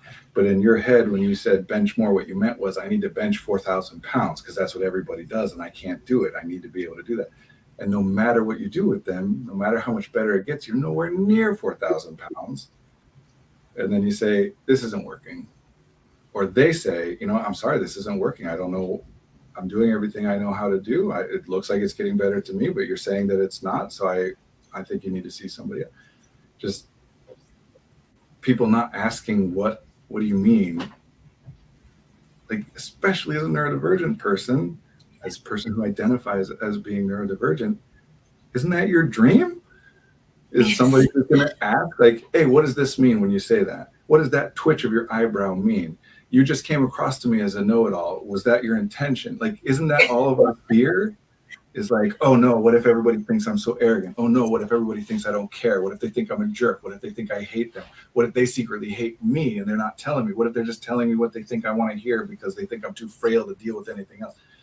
Isn't what you want somebody who's going to sit there and say, this is exactly what I think. This is exactly how I perceive you. I know that none of that means anything about what you actually are or are not, but I will be as detailed as you would like me to be about what things I'm seeing, what words I'm hearing you say, what movements, what tone, what position I'm picking up that led to my interpretation, so that you can be aware of it. Not that that's what it means, because it doesn't. But if I interpreted it that way, it's likely that other people might as well. And that doesn't mean you have to change it either, although you could potentially work on it or being able to in certain contexts. But you could also just work on understanding it better and being able to say to someone, hey, just so you know, when I make eye contact with people, I actually really can't pay much attention to what it is that they're saying. And so I do it all the time because I know people will often read that as me being disrespectful or inattentive if I don't look them in the eye. And so I do, at the cost of not actually really being able to understand what they're saying. But in this case, I really want to hear what you have to say to me. And in order to do that, I'm going to take the risk of not looking you in the eye while you talk so that I can focus, even knowing that that might mean that you think that I'm disrespectful or inattentive. I don't want you to think that, but I'm going to risk it because that's how important it is to me to hear what you're saying. And then all of a sudden that person doesn't care so much anymore that you're not making eye contact, even if they did before. There's not one size fits all. It's complicated, but that's what you're looking for. Someone who embraces complexity, embraces attempts, information. I'm not territorial. Your therapist should not be territorial and say, no, I don't want information. Anything that's helpful to you. I had a client once come to me and say, what do you think about Jordan Peterson, who, to be clear, I have many problems with the things that he does and says and the role that he plays in this culture. But that doesn't mean that the client didn't get some benefit out of something that he heard that person say. So who cares? Who cares what I think? It's not about what I think of Peterson. You tell me, why do you care what I think about him? What is it that happened that made you interested in what I would have to say? And if there's something helpful there, awesome, let's take it and run with it. I want to be clear, if there's something that's happened in there that I think is bad, not from an ethical or moral standpoint, but from a, I think this is harmful to you standpoint, I'll make sure to say that. But again, I'm wrong all the time. All the time. I change my opinion all the time. It's about exchanging information that we think is useful. Yeah. It's about being willing to try even though you don't know. Yeah. That's it. The difference between someone who feels like an adult and someone who doesn't isn't that the person who feels like they're an adult knows stuff that the person who doesn't feel like an adult doesn't know. The difference is the person who feels like an adult realizes nobody else knows any better than they do and we're all just making it up. The person who doesn't feel like an adult thinks everybody else knows stuff they don't know. That's it. Let's go back to our conversation about imposter syndrome. Mm-hmm. This is my favorite metaphor with all this stuff. And I really am I genuinely, I couldn't fake this. I am a great actor. I have my undergraduate degree is in acting. And, I spent a good chunk of my life just lying and telling people whatever I needed to tell them. I'm an excellent bullshitter. But first of all, neurodivergent people are very hard to fool that way. And it's exhausting. And so I couldn't fake this. I couldn't pretend to be this genuinely passionate about this and then also pretend to get more and more energized as time goes on. That's why part of why people respond to me the way they do. They can tell this is real. I actually genuinely am excited about sharing this information with people. Yeah. And I don't even remember why I was saying that. What was I saying? Oh, because here's this metaphor that I like that I want to share, even though we're 40 minutes over. I say this, I've probably said it on stream before too. I reuse metaphors a lot when they seem useful. I have this pain in my stomach, my abdomen kind of area. And it just, over time, it gets worse. It's more and more uncomfortable and becomes really painful and pretty debilitating, to the point where I can't think about anything else. And so I talk to other people about it, and they tell me that they experience it too. It's called hunger, and that to alleviate it, to fix it, you just eat food. They eat food. So I did that. I ate some food, and it worked a little bit. It went away, but it came right back. So I don't know what I'm doing wrong, because everybody else seems to have resolved this by eating food, and I ate food and that didn't work for me. So what am I supposed to do? And don't tell me to eat food because I tried it. It didn't work. Yeah. That's not how it works to be human. Mm-hmm. It is not something you resolve once and then you're done. Like, a problem arises, you address it, and then another one arises and you address it. No matter how good you get at any particular skill, there are still limits to that, and you'll encounter those limits. And if you just oversimplify it all together, it's all binary, it's all static, it's all easily categorizable and identifiable, then it will feel like nothing ever works and you never get any better. Yeah. Being a little more rested is still just exhausted, so nothing worked. Being a little more organized is still not organized. I still lose track of things, so it didn't work. Feeling a little happier, feeling a little more competent, experiencing some more success. Yeah, but it's just fake. That's part of what it means. It's just fake, right? Like, no matter what you experience, you can still come up with but it's not the way it's supposed. Sure, I got straight A's, but I didn't do it the right way. Mm. Yeah. Which is different, by the way, than saying, yes, I got straight A's, but it cost me a lot, which I think is worth saying. There's something to explore there. But just saying, but I didn't do it the right way, that's just, you're going to feel bad about anything. Yeah. If you have 100 ideas of things to do, all of which sound awesome. Oh yeah, ask your random question. We don't have a ton of time left because I've gone so over, but if you have 100 ideas of something to do that would be awesome and you can only do 50 about it, you're going to feel bad about the 50 that you didn't do. And if you swapped it and did those 50 but not the other, then you'd feel bad about those. What's this question? Ooh, okay, I'm going to read it. You want to read it out loud, Marie? Okay. What do you think about the idea that we always do what we have to? Meaning, if I wasted a bunch of time playing video games and there were some projects around the house that I needed to get done, did I really have a choice? Or like, assuming no outside intervention, is there a world where I could have mustered up the motivation or resolve or something to get the work done that I knew needed to be done? Or was that time spent at rest actually necessary? Wow. I love this question. Thank you for this question, and I'll do my best. So here is the answer that everybody wants. The simple answer. It's not accurate, and I'm going to give the answer that I think is better and more complicated in a second, but this is the best of my ability to give the simple answer everybody's looking for. Yes, you had to do that. Yes, the rest was necessary. And I think it's more complicated than that, and I'm going to talk about it, but I'm saying that at the beginning because I also know that people are not going to be with me for the whole ride of 12 minutes of exploring all the different nooks and crannies of how everything could be interpreted. And if you're going to take one thing away, I would rather it be that, yes, when you rest, it's because you should be resting. That's more important than the complexity that's about to come. So yeah, yep, it was necessary. Now, my real answer, the complicated one, is annoying. And I feel almost kind of guilty giving it. But what do we mean have to? What do we mean necessary? What do we mean motivation? What do we mean is there a world? It's a hypothetical thing that can never happen. We couldn't know. And why does it matter? It's all about how we're feeling and how we're thinking. In other words, what I don't like about this is that even if we say that, yes, that rest was necessary in order to do the good thing, the productive thing, even if we say that, which is better than the prior, right? It's better than saying, no, you could just grit it out and whatever. So it's better. But it's still what? It still centers the productive thing as being worth doing and the restful thing as not being valuable to do unless it is necessary.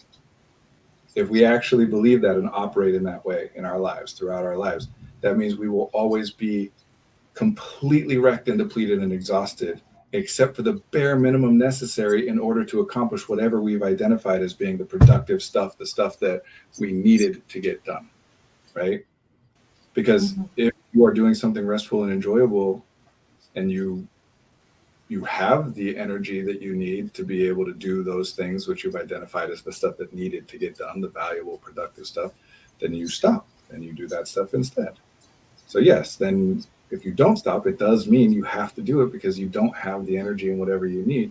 As soon as you do, you'll stop and you'll do the other stuff until you don't have enough. You are always at the bare minimum necessary. You never have anything extra. It's like saying that earning money is bad and spending money is good. But it's okay to do some of the stuff I need to do in order to earn money if I need that money in order to spend it, the good stuff. If that's the case, you only earn the bare minimum amount of money you need to do the stuff you've identified needing to do, which means that if anything comes up unexpectedly, you're screwed. If there is theoretically a better solution to what you're spending money on, but it requires even more money, you're screwed. You buy the $10 pair of shoes that wears out after 6 months and then replace it instead of saving up to get the $100 pair of shoes that will never run out and actually saves you money in the long run. This is a better version of the grind mentality. Yeah. This says rest is necessary in order to grind, and it is. It absolutely is. But it's even better to look at it as, why do we identify the things that need to get done as the things that need to get done? Not that I'm not saying they don't or that they shouldn't.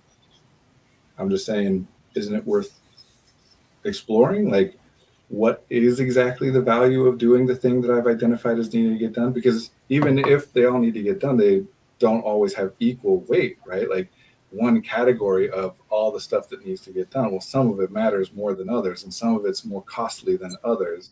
And I want to be able to look at that with nuance.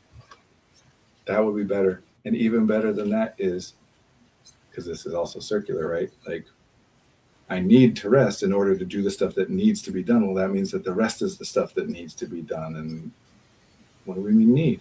Need just linguistically, it's supposed to have a clause that follows it, right? Like, necessary in order to, not just a blanket statement. Nothing is blanket necessary. I need to go to school. No, you don't. What do you mean? Like, I need to go to school if I want to get a degree. Yes. That's what need means. And if you leave that blank, this is one of my attempts at a pithy thing. If you say need without saying in order to, then what you're filling in the blank with is, or else I'll die. If you do this, I'll die. Because that's what need, if you don't say in order to, it means necessary to survive. And then we wander around like, I don't know why I'm so dramatic. I don't know why I get so upset, so anxious about these things, because we're treating them all as though literally they're life or death. Because that's what we're saying. They are necessary. If I don't do them, I will die. Sorry, Marie, you were saying something there. I didn't mean to cut you off. This lag is... I can't remember. Oh, I was just going to say, like, if you're playing video games and you feel rested after it, or it's giving you time to process something that was on your mind, or it, I don't know, boosts your mood, is that really time wasted? Because the question was, if I wasted a bunch of time playing video games. Yeah. And not everybody enjoys video games, right? Yeah. Obviously, that's true. We all know it. Why am I pointing it out? Because people who enjoy video games will put it out like this: wasting time playing a video game. To someone else, that would be effortful. So all we're saying is, if I do something that's enjoyable, it's a waste.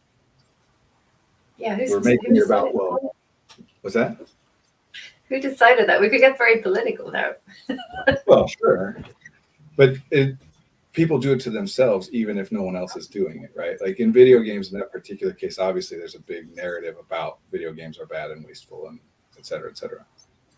But it doesn't have to be that. Like, people will say, I procrastinated. I didn't do my homework. I keep procrastinating. Well, what did you do? I cleaned the house. which otherwise people would sometimes at least say that's a good, productive, valuable thing to do. But no, I was supposed to be doing homework, so it was just a form of procrastination. We even have a term we call false productivity, right? Like, the question is, what are we centering? And I have to get going in a couple minutes. I've taken up this whole extra hour. But here's something I've been trying to say a lot to people lately because it's important to me. What is pain? Why do we as humans have the ability to feel pain? Why we didn't have to evolve this mechanism. It is not required to survive. So why do we have the ability to feel pain? What purpose does it serve? And everyone will answer that question. It's because it's supposed to draw our attention to things that are problematic, that are hurting us. Oh, it hurts that my hand is on the stove. I got to take my hand off the stove because if I leave it on, it's going to burn it and do more damage. So I need the pain as an incentive to prevent that damage. Yes. And of course, we're wrong all the time, right? Like, something hurts that's actually beneficial for us. And we all know this. This is grit and motivation, all that stuff is sometimes you got to do stuff that hurts emotionally, socially, cognitively, physically, whatever. You got to push. No pain, no gain. Because we're right. Like if I'm diabetic and I prick my finger to test my blood, is that bad for me in the long term? No, but it still hurts. So then the corollary question is, what is enjoyment? Why is that a thing that we feel? Not why do I enjoy the thing I enjoy? Why do we as humans have the capacity to feel joy? Because it is the exact same thing, except flipped. It's the body's best assessment, and the brain is part of the body.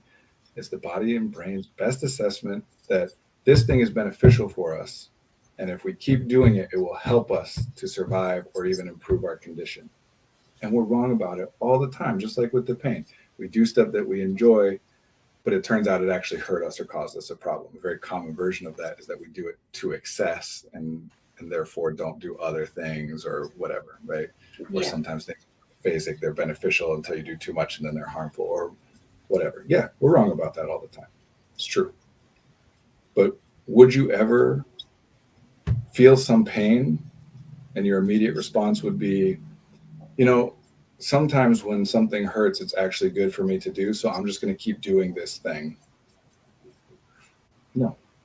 You stop. Unless you have a reason to say, no, this particular thing, even though it hurts, is actually, you have to have a reason to do that.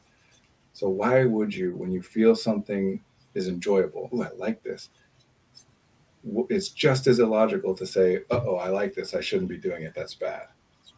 Because sometimes things that I enjoy actually cause me problems. I should assume that it's going to, no, you should assume it's good for you to do, that there's a reason that your brain and body respond to it in that way, just like there's a reason they respond to the painful thing in that way.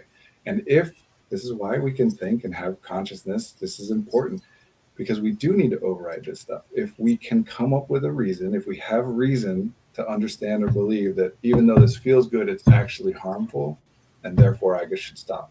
Or this feels good and is helpful within these constraints, but if I go beyond that, it's harmful, so I should keep myself within these constraints or whatever. But if you don't have a specific reason, assume that enjoyment means it is beneficial, not just necessary, although it definitely is, at least in some cases, right?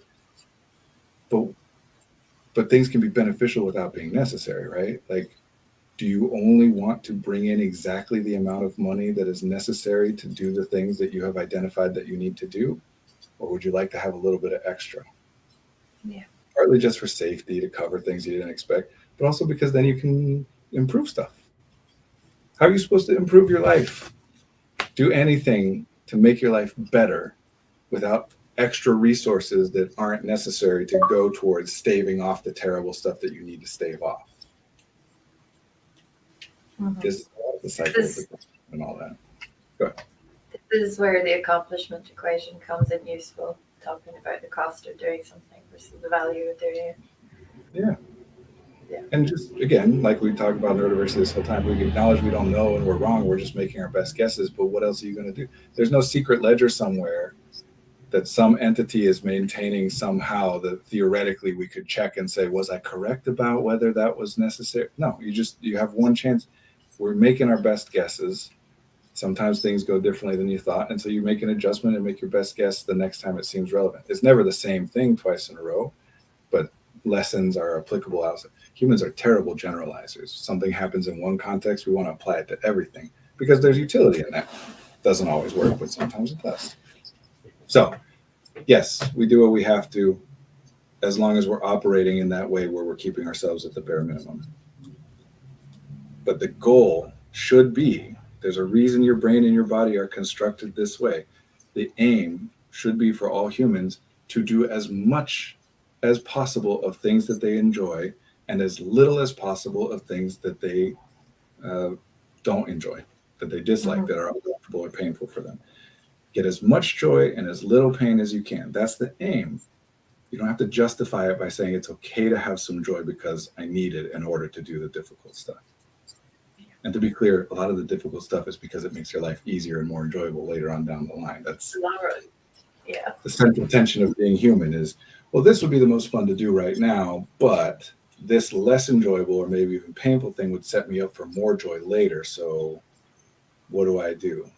I have to acknowledge that my estimations about the later thing can't be 100%, but I have my reasons for it. And this one definitely is most enjoyable now, so take that into account, but that would be much better. But everybody's telling me this, which is a good reason, by the way, just to be clear. Sounds like the opposite of neurodiversity. If everybody's telling you, if everyone you love and trust is telling you to do something a certain way, it's a good reason to think you should do it that way. Doesn't mean it's true, but it's a good and valid reason to think you should. Be ready when you do it, if it doesn't work, to then say, oh, guess not in this case. It just didn't work for whatever reason.